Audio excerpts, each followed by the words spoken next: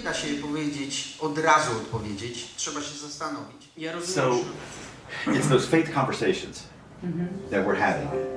That's what makes Igor and his ministry, what he's doing, what he's leading his church to do, because they have the women with the children whose husbands are fighting, whose fathers are fighting, who come to Poland for safety and security.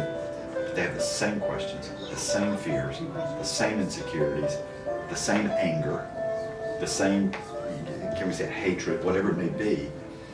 And when we were there Sunday morning, he had a guest speaker, but I know that the central focus of the message was God changing and transforming our hearts, that we would not follow into the pattern of the world, that we would not follow the example and even respond the way they do, but that he would do something unique in us and the way that we live, showing a different trend. So talk about Igor, what's the ministry that he's doing, especially, to those Ukrainian refugees. Yeah. So Igor, 29 years old, and when the war started, he and his small congregation, there were 20 of them, average age around 24, 25, all came together, pooled $10 in your savings account, $15 in your savings account, and began going to and from the border. Literally just bringing people back, saying, we don't know where we're going to put you, we're going to put you in the church for now, we're going to figure something out. And Igor and his team, they provide care and support to anyone. It doesn't matter what their background was, what their belief systems are or are not. So they, out of those initial efforts, they now run and maintain 5 shelters that houses on average around 150. They have since started a preschool. That's what we would liken it to. Yep. 5 days a week, and these children are getting Bible lessons, but they're also getting language classes, so Polish and English classes, yep. Ukrainian literature, math, and science. So Igor quit, he was bivocational, yeah. So he quit his full-time paying job, he's a handyman, and has just dedicated himself for the last year 100% to his ministry. They also have opened up the church, as he said to me in October last year, the doors of this church need to be open 7 days a week. So Igor and his team are sending food to the eastern part, southern part of Ukraine that's hardest hit, and they are targeting those small groups of people that may not be receiving aid from some of these larger organizations. Yeah, but he's provided us some footage of young guys in his church who were able to cross into Ukraine, who are actually going into the hot zones, the front line, hand delivering this stuff on their shoulders, and it's phenomenal. And Matt and I were expressing, like, man, we really wish we could go to Ukraine, but it's a whole issue with a car. What are we going to do?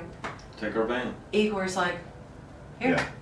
And explain that, Matt. This is not just, hey, here's my keys, you can borrow my van. Yeah. There's a legal process. Oh, there's a huge legal process. So you and I just can't zip across over to Ukraine in a rental car, right? You've got to own the van outright. It cannot be on a bank loan. Yeah. You've got to own it outright. And essentially, we go to a lawyer's office. Igor signs the church van over to me. I'm the owner of the vehicle. Yeah. And we've done that twice now. Or 3 times now. Yeah, 3 times now.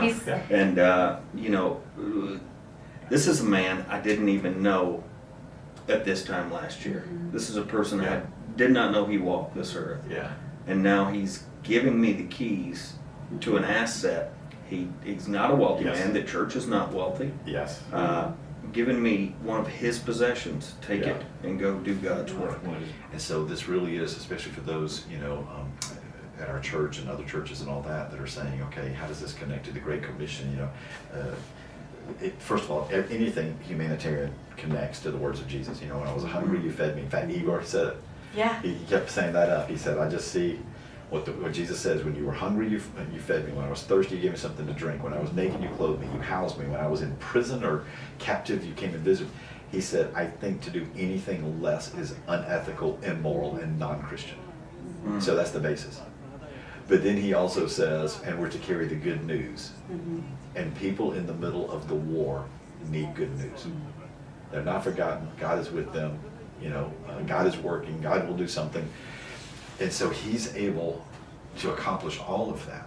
I mean, it really is a holistic, from one end to the other, you know, gospel. It is the gospel of Jesus Christ in the middle of a country that is absolutely being torn apart. I think one of the biggest takeaways for me with that church service, you know, they say that his church is called God's Light in English. And, you know, Jesus says to love your neighbor. And if that's not an example of doing what Jesus said, I don't know what is. I think another thing that really I took away from his church is, you know, all these women are coming down to pray for their husbands during the altar call or what have you. And he was on the microphone, he speaks very limited English. Patrick, you are pastor, come pray. Yeah. You know, get up here. Yeah. You know, Yeah. you know, that something about that stirred my heart. Like, I've never met you. Yeah. We have never spoken. Yeah. Because we got to church late. We got to church really, we got to church very late, really late, right in the middle. First That's time right. I ever. Yeah. That's right. Thanks, rental car company. No, we're keeping it. We're keeping it real. We're keeping it real. Rolling in like. Yeah, and he does. He's never. No, he Never just met assumes me. you are Patrick because you're standing with Lauren. Patrick, Yeah. come down here. And Yes. Well, I wanted to ask you. I'm curious what that experience was like for you, and he's never had that altar call. Yeah. And all the times that I've been Yes. there. So, and I just think that the timing of that was so providential that happens on a day when you were Yeah. there, and then he calls you up, and Yeah. I'm curious what that experience was like for you. And you know, I could have prayed with them in English. I'm sure that God would have done what only God can do. But I think it does something to hear the words that are being prayed over them or being prayed on their behalf. You know, so I wanted the interpreter there to be sure that they knew the prayers that I was offering on their behalf. I'm never numb to the fact that how can God use me when I'm not in this environment, when I do not know their language and I don't fully know what they're going through, but yet through prayer and just empathy and just compassion and just trying to put yourself in their position, and then leaning on the Holy Spirit. Because there are times, you know, those prayers were very unique for the person I was praying, and I do believe that's the Holy Spirit that does that gives you those words in that moment. He says, you know, when you stand before kings and judges and you're kind of thrown in those situations, of course that context was when you're thrown on trial. Don't worry about what you have to say. The Holy Spirit will give you those words in those moments. That really is kind of being thrown on trial. You know, they're needing to hear from God. This is a man of God, please tell me there's something kind of moment. And I think the Holy Spirit does give you those words in those moments. You don't really prepare for that. You prepare every single day, and then you're used in that. You know, it's that moment. During that time, there was a young man, I won't call his name. I saw this, and it kind of chokes me up. But he doesn't speak English well at all, the young man we spoke with. And you may not have seen it, but I was standing up against the wall while you were walking around person to person praying. And there was no translator available, and he just walked up to you and grabbed you by the arm and said, Yes. I mean, he's like, pray for me. Yeah. And he probably didn't understand what you were saying. Well, but he just recognized you were a pastor and said, pray for me.